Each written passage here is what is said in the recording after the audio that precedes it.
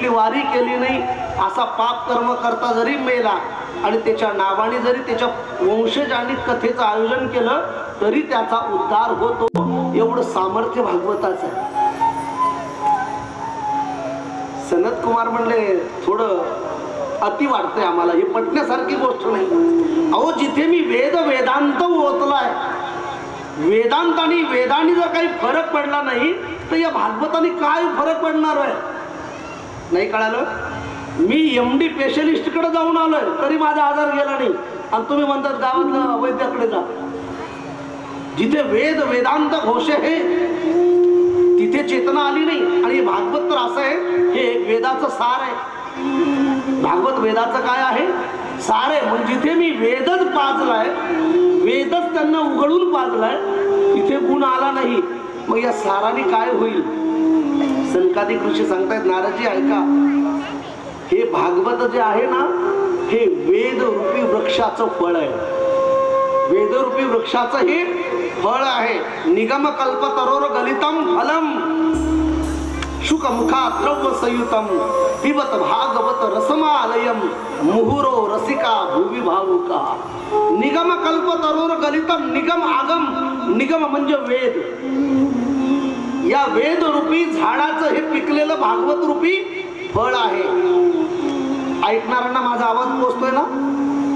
मग या वेद रूपी झाडाचं जर हे पिकलेलं फळ आहे,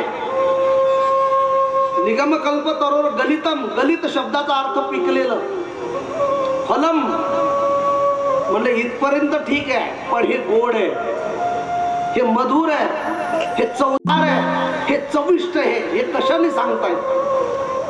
कशाच्या भरोशावर सांगतायत? मी जरा प्रश्न विचारेल तुम्हाला. याच परिस्थितीत, याच उन्हाळ्याच्या दिवसात पूर्वी आजोबा आणि नातू शेतामध्ये फिरायला जायचे. आंब्याचं सीजन असायचं आणि नातू जेव्हा हट्ट करायचा की बाबा मला आंबा खायचा, आणि मग त्या आंब्यामध्ये जो आजोबा आणि नातू गेले तर आजोबा एका आंब्याच्या झाडाखाली जातात. त्या आंब्याला जर किमान 1000 फळं लागलेली असतात, एका आंब्याच्या झाडाला किमान 500 ते 1000 फळं असतात. मग आजोबा त्या एका झाडाच्या 1000 फळातून एका आंब्याकडे बोट करतात, फळाकडे, आणि नातवाला सांगतात बेटा ते आंबा घे, त्याला पाड, तो खूप गोड आहे. माझा प्रश्न तुमच्या लक्षात आला? माझा प्रश्न तुम्हाला असा आहे, आजोबा त्या नातवाला कोणत्या विश्वासाने सांगतात की त्या झाडाचं ते फळ घे, ते खा, ते खूप गोड आहे? काय कारण असेल? हा, सगळ्यांचे मौन आहेत का 8 दिवस? कोणत्या तत्वाने ते सांगताय की ते फळ गोड आहे? आजोबा काय म्हणणं आहे तुमचं? हा, आपण पिकलेलं तर एकच नाही ना, 500 झाड आहेत, फळ आहेत त्या झाडाला, मग पिकलेले तर सगळेच आहेत. तो पाडाला लागलेला आंबाच आहे, पाडाला लागला आंबा तो पिकलेलाच आहे. मग ते एकच फळ का सांगितलं? अनुभवाला पण बाकीचे 499 फळाकडे का बोट केलं नाही? पिवळं एकच फळ पिवळं नाही. आणि माझं तरी म्हणणं आहे की पिवळ्यावर विश्वास ठेवू नका. ज्यांनी ज्यांनी कलरवर गेले ते चांगले फसले. म्हणजे सगळ्याच गोष्टी सांगतो मी, प्यारशी बोलो, राधे राधे. बऱ्याच वेळा असं होतं बाबा, बाजारात गेलो आणि पिवळे पिवळे आंबे म्हणून विकत घेतले, घरी आल्यावर कळाला आंबट निघले. हा, कलरवर जाऊ नका. काय बोलला अशी वरल्या रंगा, ऊस डोंगा परी रस नव्हे डंगा. मग मला सांगा कोणत्या विश्वासाने सांगितलं? नाही सांगताय ना? त्याचं उत्तर असं आहे, एका आंब्याला 500 फळ आहेत आणि त्यातले 499 त्यातले बरेच पिवळे आहेत, सगळेच पिकलेले आहेत. पण आजोबाने त्यालाच का सांगितलं?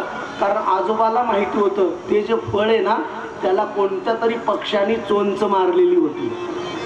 हे तर आम्हाला माहिती होतं, पण सांगायचं कधी? साप निघून गेल्यावर, बरोबर? आणि ज्या फळाला पक्ष्याने चोंच मारली, तोत्याने मिठूनी चोंच मारली, ते फळ कसं असतं? गोड असतं. किंवा त्यापेक्षा पुढे जाऊन बोलू का? पक्षी गोड फळालाच चोंच मारतो किंवा पक्षी ज्या फळाला चोंच मारतो ते गोड होत. कुठलाही अर्थ घ्या, तुम्हाला जो योग्य वाटेल तो पचेल, रुचेल तो. मग या वेदरूपी वृक्षाचं हे भागवत रूपी फळ आहे, मग हे गोड आहे, तर याला कोणत्या पक्षाने चोंच मारली? बोले शुकमुखात द्रव्य संयुतम.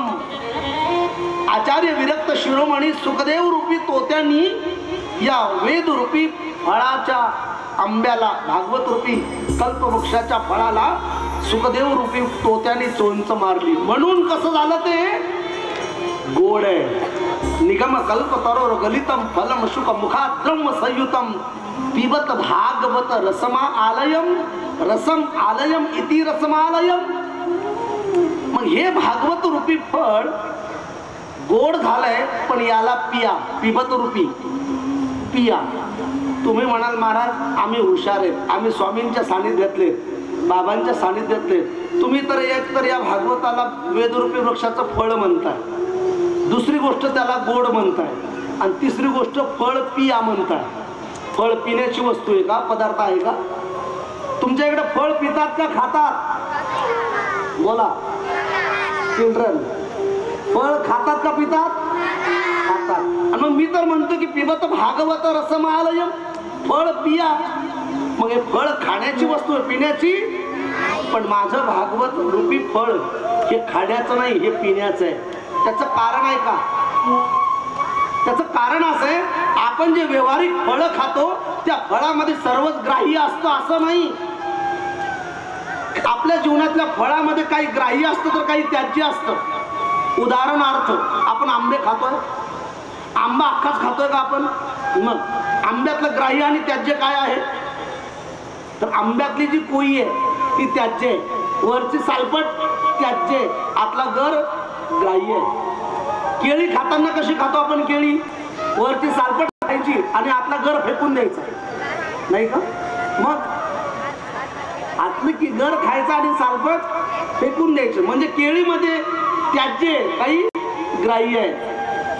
पण एक असं फळ आहे की ज्याच्यामध्ये काहीच फेकून द्यायची गरज नाही, ते सर्वच खायचं. काय फळाचं नाव आहे? त्या आहे का तुमच्याकडे? द्राक्ष, अंगूर. त्याच्यात काही फेकून देतो का आपण? नाही. पण त्या द्राक्षांमध्ये सुद्धा एक दोष आहे. तो दोष असा आहे बाबा, तो शुगरवाल्याला चालत नाही. तयारशी बोलो राधे राधे, जरा जोरशी बोलो ना. हा द्राक्ष सुद्धा नावाचं फळ शुगरवाल्याला चालत नाही, गायकाला चालत नाही, आवाज घालेल. आणि जास्त प्रमाणात खाल्लं तर तंद्रीत जाण्याचे लक्षण आहेत.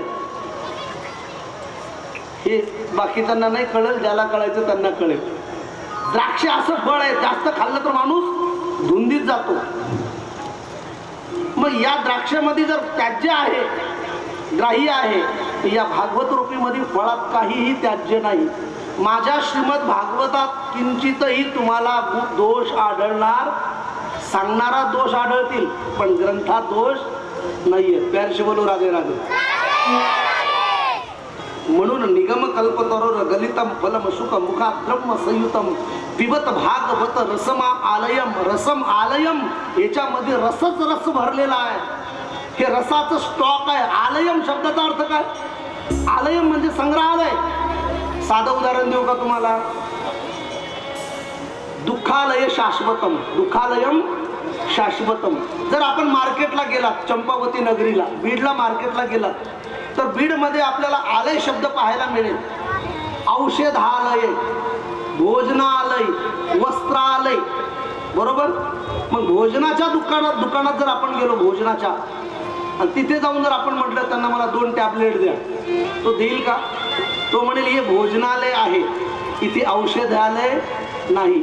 जे वस्त्रालय अलग, भोजनालय अलग, ग्रंथालय अलग, तसं दुःखालय अलग. तसं रसमालयम, भागवत रसम आलयम इति रसमालयम. या भागवत रूपी ग्रंथामध्ये, भागवत रूपी शास्त्रामध्ये, भागवत रूपी फळामध्ये पूर्ण रसच रस भरलेला आहे. रसयो, हे रसयुक्त आहे. म्हणून पिबत भागवत रसमालयम.